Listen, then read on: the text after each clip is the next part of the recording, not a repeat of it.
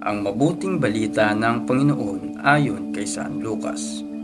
Noong panahong iyon, sinabi ni Jesus, "Kawawa kayo!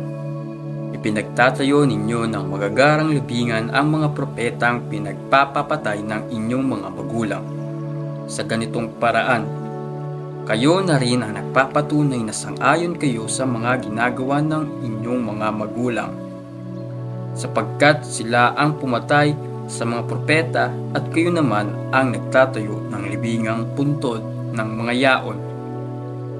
Dahil dito'y sinabi rin ng karunungan ng Diyos, "Magsusugo ako sa kanila ng mga propeta at ng mga apostol. Ang iba'y papatayin nila at uusigin ang iba. Sinasabi ko sa inyo, lalagpak sa lahing ito ang parusa dahil sa kanilang ginawa.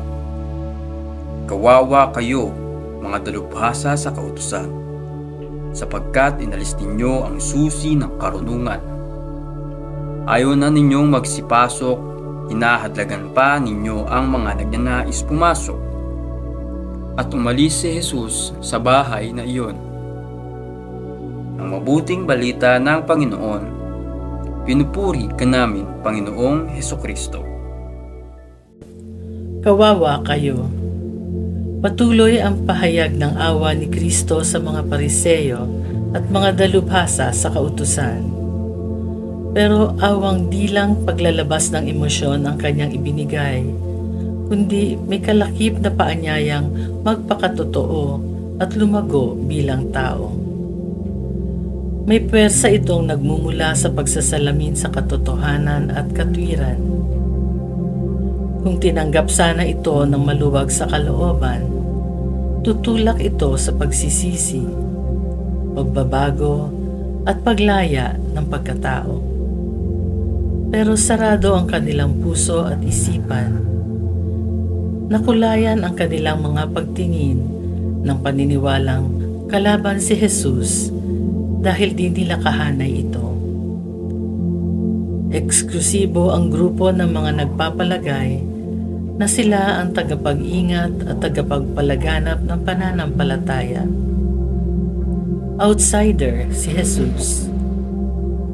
Tinanggap bilang pag-atake at kritisismo kahit na ang pinakamalalim na pahayag ng pagmamahal at awa mula kay Kristo. Sa ibang salita, naging mababaw ang pagtanggap ng mga Pariseyo at Eskriba. Masakit naman talaga ang katotohanan. Nauunawaan natin yan.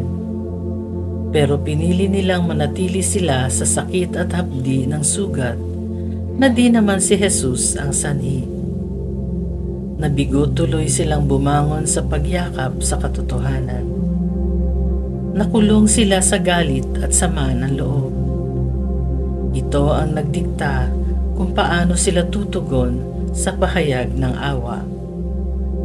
Ang pagtuligsa kay Jesus at pagsilo sa mismo niyang pananalita. Nalilimitahan din ng ating mga sugat ang pag-unawa at pagtanggap sa mensahe ng Diyos, lalo na kung galit at sama ng loob ang namamayani sa ating mga puso. Subukan naman natin ang pagtugon mula sa espasyo ng pag-ibig.